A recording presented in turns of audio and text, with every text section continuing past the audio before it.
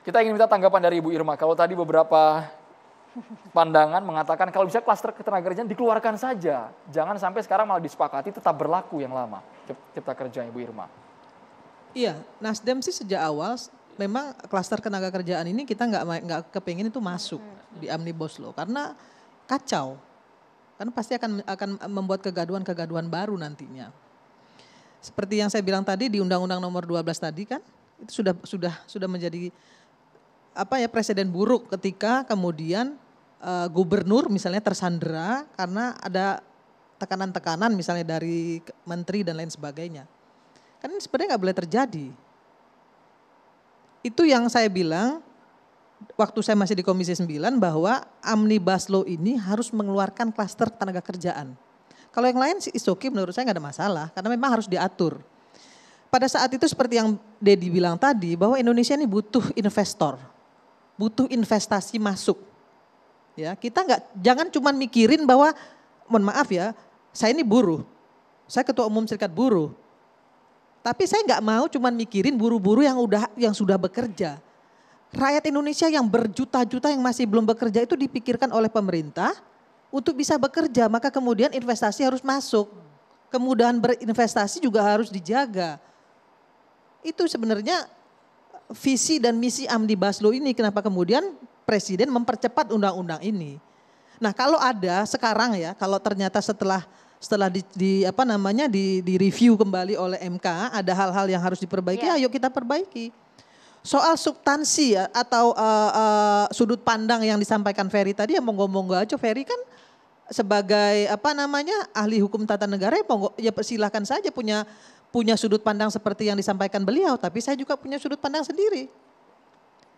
Yang saya ingin adalah kita sama-sama menjagalah apa yang sudah dibangun pemerintah untuk rakyat Indonesia ini, mari kita sama-sama jaga.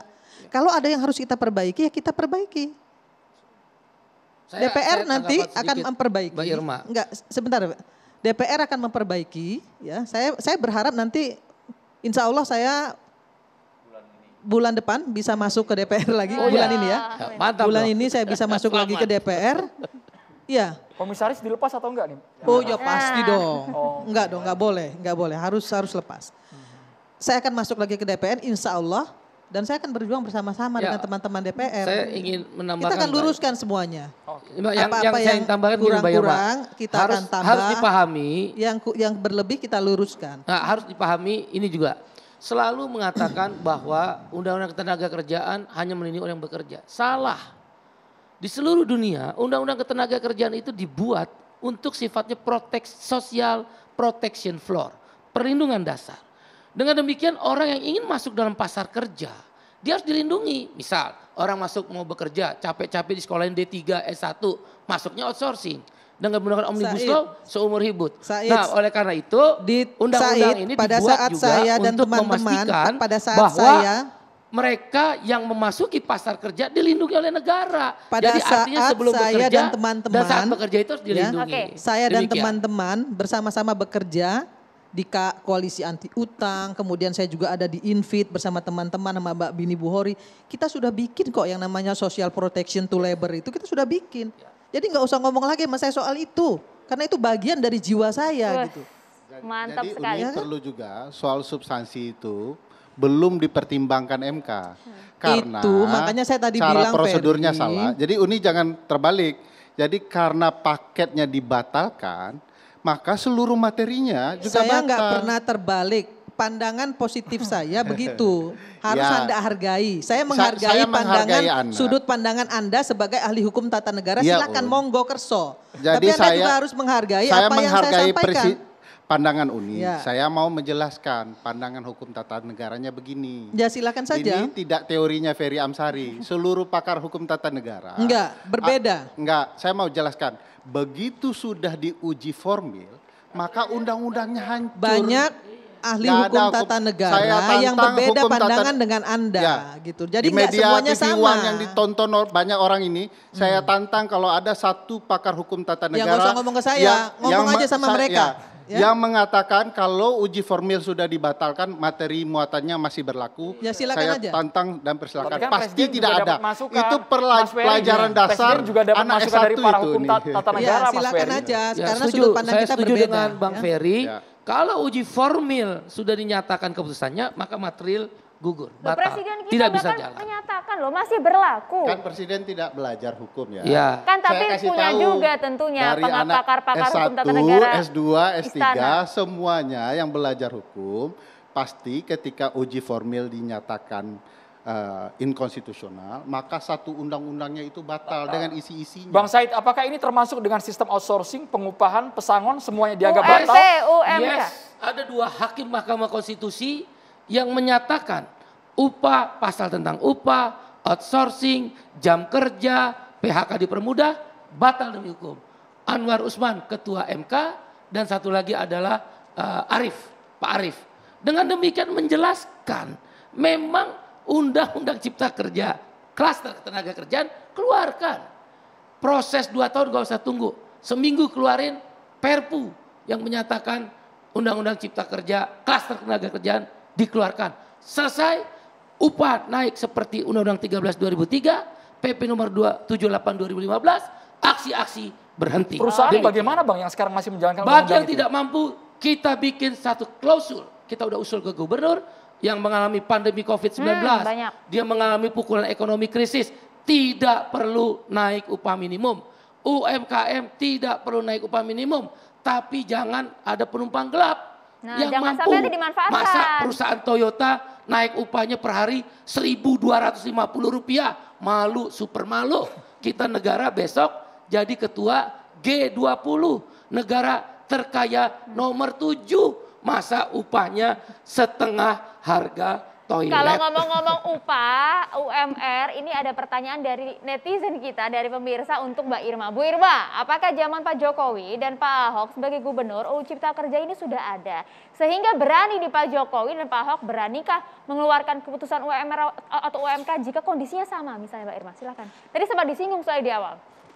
Ya pasti berani lah, orang kemarin aja berani apalagi sekarang. Meskipun udah ada dibukti- undang-undang yang mengikat. Pak Jokowi udah membuktikan bahwa beliau berani, ya menaikkan 43%. Kemudian Ahok juga berani. Kan belum ada undang-undangnya Mbak. Whatever, kalau menurut saya yang berani ya berani, kalau nggak berani ya nggak berani. Yang pengecut ya pengecut, itu aja urusannya. Jadi 34 gubernur pengecut semua dong. Ya. Ya. Nah, tolong para gubernur jangan jadi orang pengecut melalui kesempatan ini. Bang Terima Deddy kasih. Sitorus, tanggapan tadi secara konkret Bang Said Iqbal sudah menyatakan harusnya sekarang perusahaan patuh pada undang-undang yang lama, sistem outsourcing dihapuskan, kemudian pesangon, pengupahan, dan juga Nggak selaras ini dengan pernyataan Presiden soalnya. Itu kan pendapat dua hakim konstitusi, kan masih ada 7 yang lain kan. Jadi yang mana mau kita atur? Kita tunggu pemerintah. Kalau pemerintah tadi mereka mengatakan itu masih berlaku. Nah saya kira kita lihat waktu ke depan lah.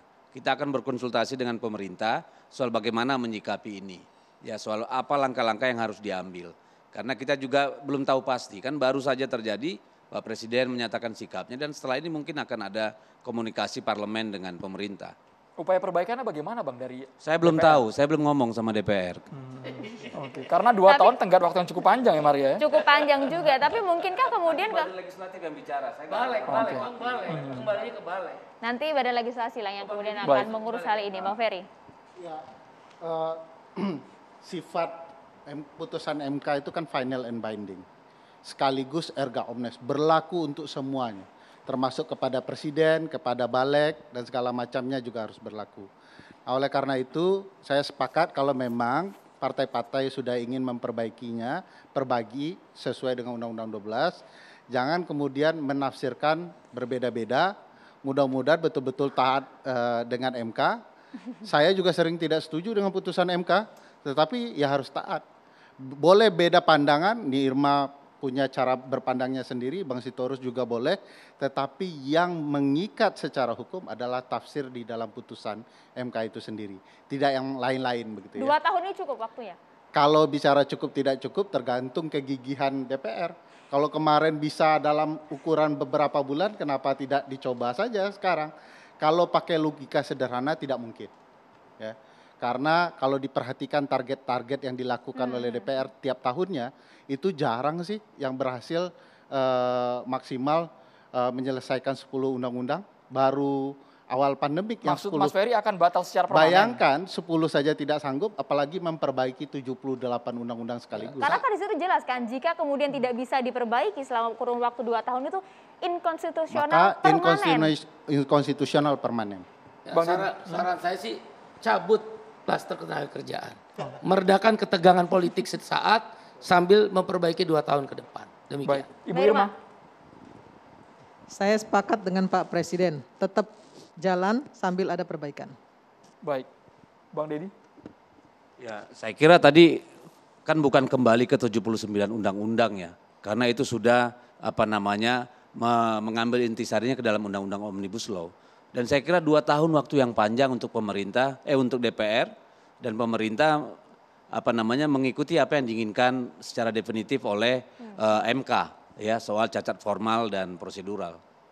Ya, 2 tahun itu kan tidak mudah. Begitu 2003 udah sibuk politik itu.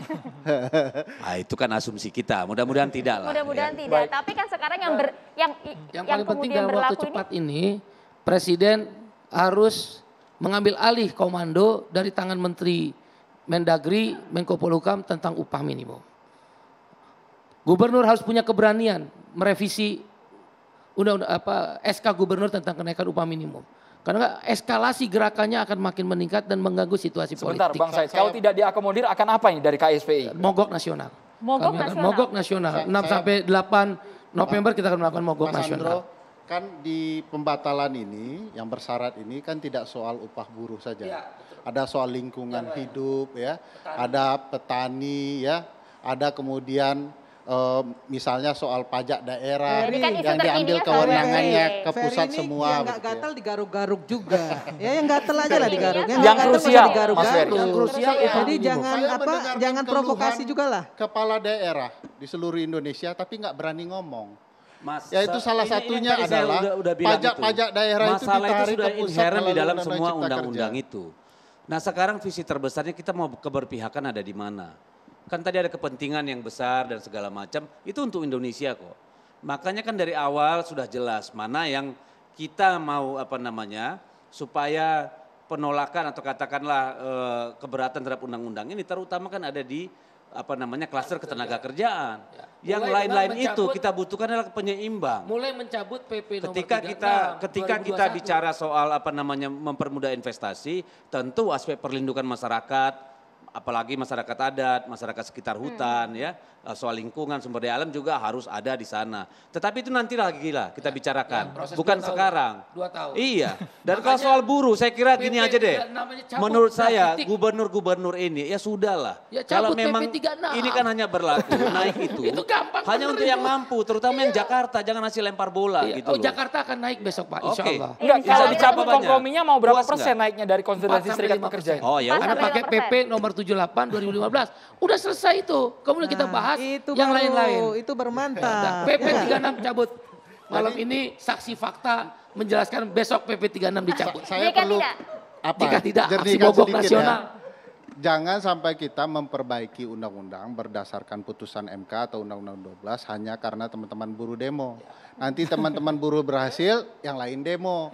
Mestinya memperbaiki betul-betul berdasarkan putusan MK sebagaimana diarahkan berdasarkan Undang-Undang 12. Oke, Setuju Pak dengan Ferry, Bang Ferry. ada yang nanya juga dan gatal juga ini pemirsa kita mau nanya juga ke Mas Ferry. Pertanyaan ke Pak Ferry, kalau tidak boleh keluarkan kebijakan pasca putusan MK, berarti gubernur tidak boleh juga dong keluarkan penetapan UMK tahun ini, ditangguhkan maksudnya. Yang berbasis kepada Undang-Undang Cipta Kerja. Kalau Kan UMR? tidak ada vakum ya yang berlaku Undang-Undang Ketenagakerjaan.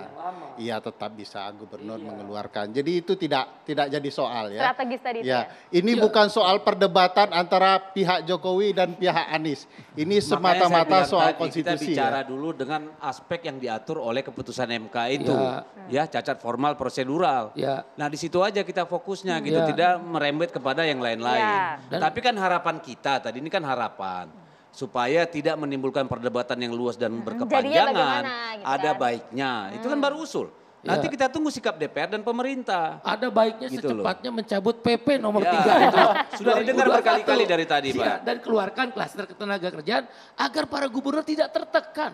Ini bukan monarki, ini bukan negeri yang dipimpin oleh kekuasaan pusat. Ya kan, ini kita menginginkan demokrasi menjadi lebih sehat. Gubernur, bupati, wali kota punya kewenangan sesuai perintah Undang-Undang 13 2003 untuk menetapkan upah minimum. Oke, Ibu Irma, Cabut singkat saja. PP nomor 36. Ya, kita sepakati, kita hormati keputusan MK dan kita tindak lanjuti sesuai apa yang diarahkan oleh MK. Itu saja. Oke, Baik. kita tunggu lah nanti bagaimana keputusannya. Yang penting adalah keberpihakannya kepada masyarakat. Kita kembali saat lagi. Pemirsa, saat ini kami sudah kehadiran Kiai Haji Zaitun Rasmin. Kami persilakan kepada para narasumber yang ingin bertanya langsung kepada Pak Kiai. Silakan. Siapa ingin? Monggo. Silakan, monggo, Bang Said. Terima kasih. Bismillahirrahmanirrahim. Assalamualaikum warahmatullahi wabarakatuh. Salam sejahtera untuk kita semua. Pak Ustadz, kami mewakili kelompok termarginalkan, setidak-tidak kelompok buruh, tani, nelayan, dan orang-orang kecil lainnya ingin bertanya. Bagaimana sudut pandang Islam melihat peran negara untuk melindungi orang-orang kecil dalam konteks keputusan-keputusan atau kebijakan kenegaraan. Misal membayar upahnya yang layak sebelum kering-keringatnya. Atau bagaimana status hubungan kerjanya tidak punya kejelasan seperti outsourcing. Bagaimana sudut pandang Islam melihat peran negara terhadap hal-hal seperti ini. Demikian, terima kasih. Baik, terima kasih. Alhamdulillah wassalatu wassalamu ala rasulillah ba'd. Jelas sekali kalau konsep Islam, salah satu dari tugas pemimpin itu adalah memberikan keberpihakan kepada orang-orang yang ditakdirkan dalam keadaan lemah atau du'afa. Itu jelas sekali dalam Quran, hadis, dan apa yang dipraktekkan oleh Rasulullah SAW. Lalu kemudian para pemimpin sesudahnya, baik Khalifah Abu Bakar As-Siddiq, Amirul Mukminin Umar bin Khattab, dan seterusnya. Bahkan dalam zaman yang jauh pun seperti Umar bin Abdul Aziz, ya, Harun Ar-Rasyid, dan para pemimpin-pemimpin menunjukkan bahwa memang salah satu fungsi yang sangat penting dari pemimpin adalah melindungi kaum du'afa. Ya. Karena itu harus menunjukkan keberpihakan yang kuat.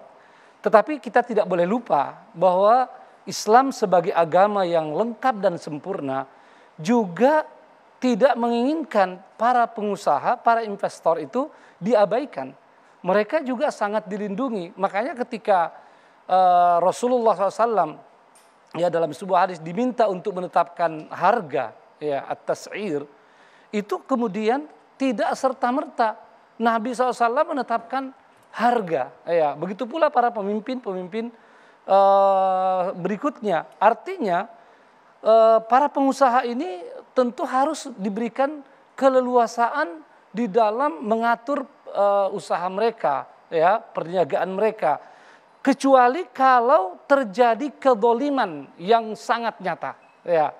Jadi ketimpangan yang luar biasa di dalam bisnis itu, maka memang harus ada intervensi dari pemerintah dalam tanda petik, ya, dari pemimpin, agar bisa menjaga kestabilan dan kemaslahatan bersama.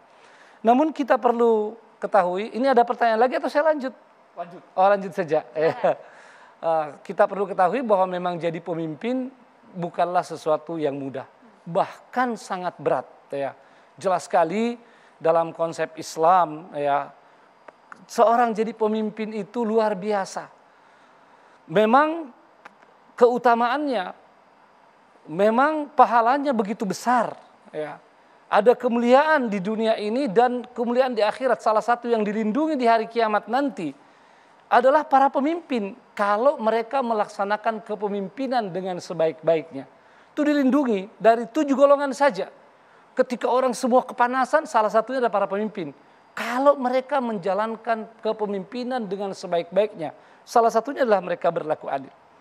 Karena itu para pemimpin, ya, dalam konsep Islam harus bersungguh-sungguh.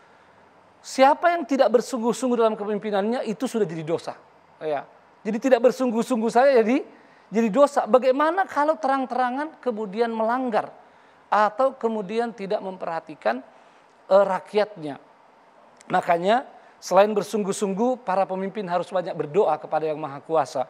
Karena tidak ada yang mudah, ya, atau kemudahan itu pada hakikatnya datang dari Yang Maha Kuasa. Allahumma la itu doa Nabi SAW. Allahumma la sahla illa ma ja'altahu sahla wa anta idza syi'ta ja'altal hazna sahla.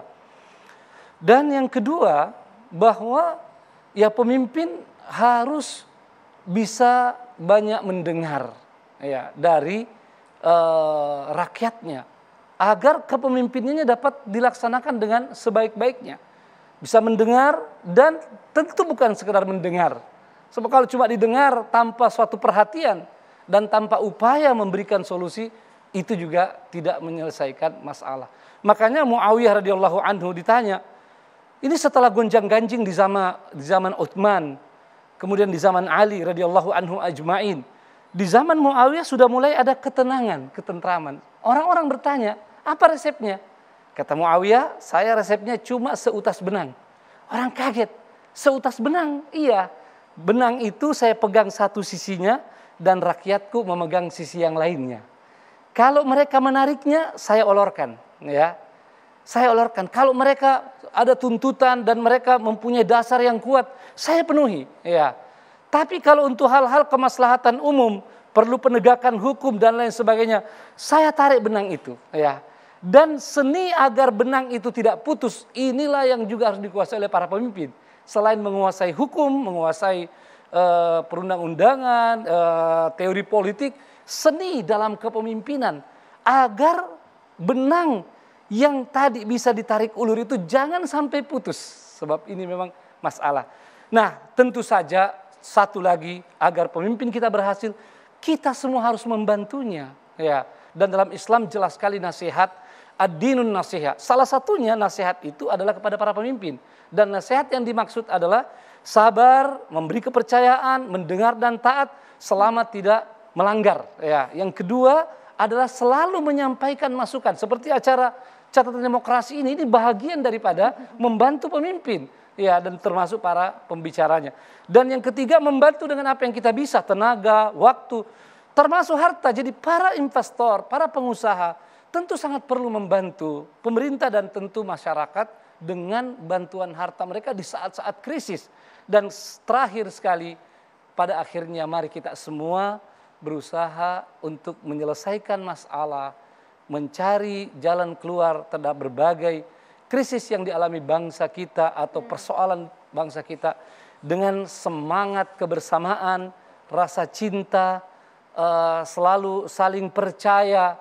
Di samping kita tentu harus selalu saling mengingatkan dengan kuat, dan para pemimpin kita diharapkan menjadi contoh terdepan untuk sabar, lapang mendengar, termasuk mengelola perbedaan dan menghadapi para aktivis, ya. Selama mereka tidak melanggar hukum, berilah kesempatan, karena aktivis itu akan memberikan banyak masukan. Kata Umar bin Khattab, saya sangat berterima kasih pada orang ahda ilaina uyubana, ya. Aku mau berdoa dirahmati Allah orang yang menyampaikan kekeliruan saya, ya. Tapi kalau mereka melanggar hukum, silahkan ditegakkan. Tapi kalau mereka tidak melanggar, rehabilitasi, ya, dan perbaiki nama mereka. Wassalamualaikum warahmatullahi wabarakatuh. Izin Pak Kiai, ada pertanyaan juga dari netizen Pak Kiai. Dari Eno, tanya dong untuk Pak Ustadz, gimana hukumnya orang yang suka berprasangka buruk terhadap pemimpinnya sendiri, Ustadz? Tentu tidak boleh. Kita tidak basa-basi untuk mengatakan tidak boleh, ya. Tidak boleh kita berprasangka buruk pada pemimpin. Hanya ada nasihat juga kepada para pemimpin. Tolong jangan memposisikan diri untuk dipersangkai buruk. Rasulullah SAW pernah suatu ketika dalam iktikaf lagi berbicara dengan istrinya. Ada dua orang sahabat yang lewat. Nabi bilang, sebentar, berhenti. Mereka berhenti. Ada apa ya Rasulullah? Ingat, ini istri saya. Ya Rasulullah, mana mungkin kami bersangka buruk pada engkau ya Rasulullah? Betul, kalian tidak bersangka buruk. Tapi setan bisa masuk ke pikiran Anda. Saya tidak mau dalam posisi yang dipersangkai buruk. Jadi sangat diperlukan keseimbangan. Bagaimana setiap kita dapat menyadari posisi kita dan melaksanakan tugas kita dengan sebaik-baiknya. Jangan berprasangka buruk kepada para pemimpin. Para pemimpin kita tentu tidak mudah di dalam melaksanakan tugas-tugasnya. Ya, mari bersangka baik. Mereka ini ya Allah luar biasa tanggung jawabnya. Tapi sebaliknya wahai para pemimpin, marilah sering-sering berbicara dengan baik. Marilah selain mendengar berbicara, beri penjelasan ya, beri penjelasan dan ajaklah rakyatnya untuk membantu dengan tulus ikhlas. Insya Allah dapat menyelesaikan persoalan yang kita hadapi. Seharusnya seperti apa Pak Kiai ketika Umaro dikritik seperti itu, meskipun mungkin dikritiknya berlebihan dan bersifat menyinggung secara personal? Ya, kalau teorinya, normatifnya kita sudah sama-sama tahu. Harusnya tetap sabar mendengar. Ya, kalau kita lihat bagaimana Rasulullah SAW, ada Arab Badui. Arab Badui ini kalau sekarang kita namanya Arab pegunungan, ya tidak ada pendidikan, datang pada Nabi SAW. Ya Rasulullah, berlaku adillah. Ini tentu sangat menyinggung. Nabi dibilang berlaku adillah. Nabi SAW mengatakan kalau saya tidak berlaku adil, siapa lagi berlaku adil? Tapi Nabi SAW tidak marah. Para sahabat ingin memenggal leher itu, jangan. Ya, ini adalah kebebasan bersuara kalau hanya untuk pribadi, tidak masalah. Ya, Nabi SAW tidak pernah marah, itu dalam hadis sahih, kalau urusan pribadinya. Ya, maka saya kira ini sangat penting. Namun juga kita rakyat harus bisa menjaga etika. Etika ini sangat penting. Dan memang ada masalah kita bukan di Indonesia saja, di berbagai bangsa. Karena pendidikan sejak kecil kita yang tidak terbiasa di satu sisi untuk berbicara, mengungkapkan dengan beretika. Di sisi lain tidak biasa menerima kritik. Kalau di rumah ada anak kita yang menyampaikan pendapat, biasanya kita marah. Bahkan kadang-kadang kita memberi contoh yang buruk. Anak kita berteriak, kita bilang jangan berteriak. Padahal kita mengajarkan bahwa itu adalah salah. Jadi ini sesuatu yang kita perlu jaga. Para pemimpin sekali lagi kita harapkan harus lebih bersabar. Saya sendiri juga sebagai ketua umum Ormas, saya merasakan itu. Dan bila ada kritikan, saya sering katakan bahwa ini adalah merupakan bahagian daripada tanggung jawab saya untuk mendengarkan itu. Baik. Terima kasih banyak Kiai Haji Zaitun Rasmi sudah hadir di Catatan Demokrasi, Ibu Irma Suryani, Bang Deddy Sitorus. Ya, terima kasih juga Bang Iz dan juga Bang Ferry. Intinya adalah masyarakat ini inginnya sebenarnya simpel. Bagaimana kemudian setiap kebijakan ini berpihak kepada masyarakat, bukan politik jalan tengah, keadilan sosial bagi seluruh rakyat Indonesia. Saya Maria Segaf. Dan saya Andromeda Mercury. Terima kasih, selamat malam, sampai jumpa.